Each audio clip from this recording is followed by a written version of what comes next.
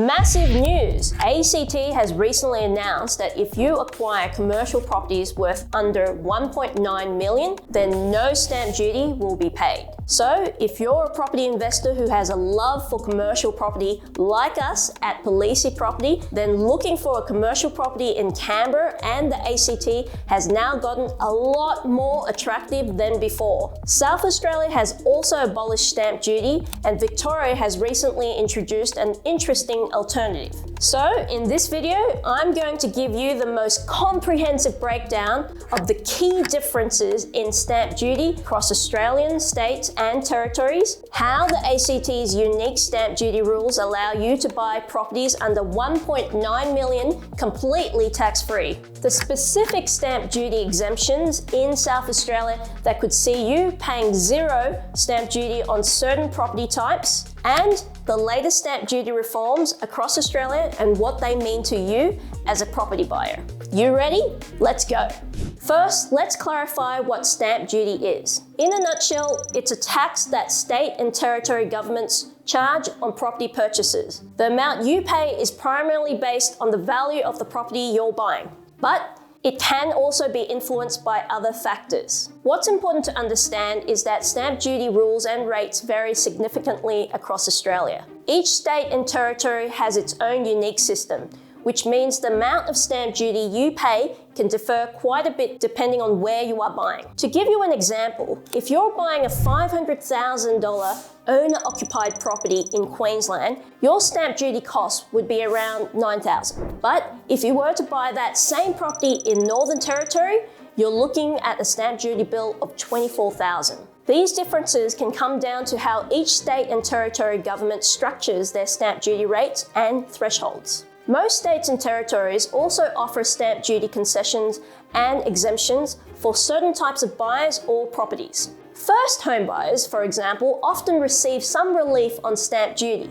And in some states, like South Australia, there are specific exemptions for certain types of properties, which we'll explore more later. Because of this, we're seeing a lot of states and territories starting to rethink their stamp duty policies. Places like ACT and South Australia have already brought in some pretty major changes that reduce or get rid of stamp duty for certain properties. South Australia has been leading the charge when it comes to stamp duty reform on commercial properties. Not a single dollar will have to be spent by first home buyers on stamp duty, hopefully ever again here in South Australia, and that will kick off as of Friday morning. Back in 2015, as part of their state budget, they announced that they were going to completely abolish stamp duty on commercial property transactions. They phased the changes in gradually, starting from July 2016 and then fully implementing it by July 2018. This gave the market a bit of a time to adjust and get used to the new rules.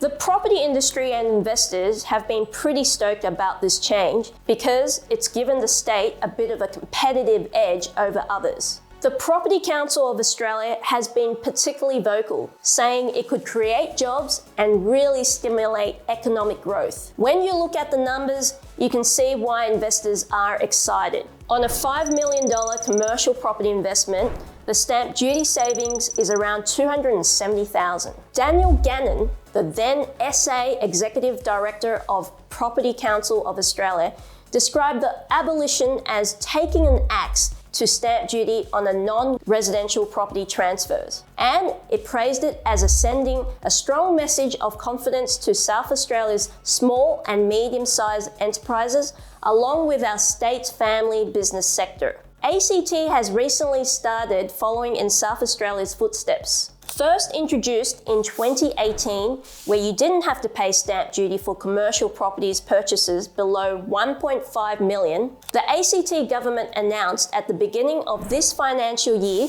that it's going to get rid of stamp duty on commercial properties valued to 1.9 million. They didn't explicitly state what their reasons were for this reform, but it's likely part of their strategy to encourage commercial investment and development. Also aligns with the government's broader tax reform agenda aimed at making the ACT an attractive place for business and investment.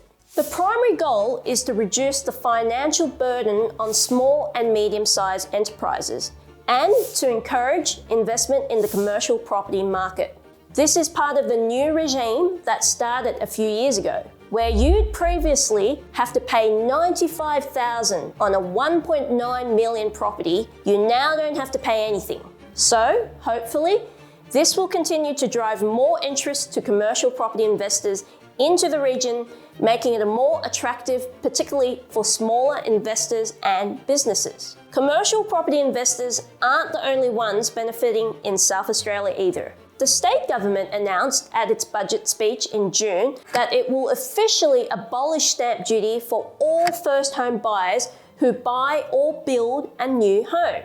First home buyers will be among the biggest winners in Thursday's budget, with the government set to abolish stamp duty on all new builds. And in further good news for those looking to enter the housing market, the first home owner grant will be extended to all new buyers, regardless of property price. Previously, stamp duty exemptions and the first home owner grant were only available to buyers purchasing properties valued at $650,000 or less. With the abolition of property value limits, a first home buyer who purchases a new dwelling broadly in line with the median house price of $750,000 will receive a benefit of over $50,000, including the first home owner grant of $15,000. The stamp duty exemption will be available to all first home buyers who buy a new home, including a house, a flat, a unit, a townhouse, or apartment. An off-the-plan apartment, a house and land package, or vacant land to build a new home. The Victorian government has also been quite vocal in their stamp duty changes. As of the 1st of July 2024, the new commercial and industrial property tax has replaced the previous stamp duty system, allowing commercial investors to spread their tax payments over a decade.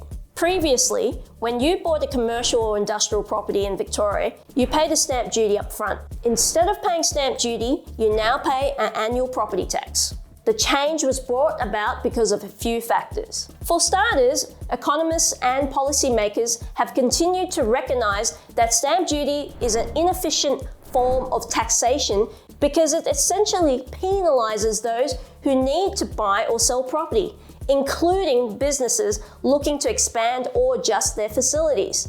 This has ultimately created a barrier to growth and job creation. At the same time, Victoria has faced competition from states like South Australia and the ACT. This has put Victoria at a distinct economic disadvantage, with businesses potentially looking to relocate to states with more favourable tax environments. The change will be phased out like in South Australia, and I've actually recorded a separate video detailing the nuances, so if you're interested, go and check that out. Now, with Victoria joining the fold, there's a growing sense that other states may start to follow suit. New South Wales, for example, has been watching these developments closely. In fact, New South Wales tried to introduce a similar reform last year, proposing to replace stamp duty with a land tax for all properties, including residential. But the proposal faced significant political public opposition and was ultimately shelved. With the evidence of success from other states, though New South Wales and other states may be more inclined to revisit the idea, Queensland, Western Australia and Tasmania are also states to watch in this space. Each has its own unique economic challenges and opportunities, but all could potentially benefit from a more efficient, investment-friendly tax system. Of course, any such changes would need to be carefully designed and implemented. The Victorian model, with its 10-year transition period and government-backed loans, offers one potential template, but each state would need to adapt and model to its own circumstances.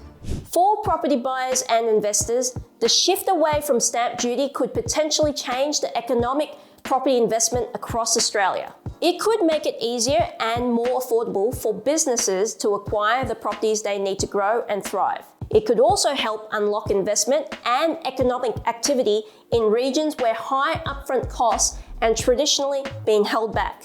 I hope you guys have enjoyed this video. If you have, smash that like button and subscribe if you haven't already. I'll catch you guys in the next one.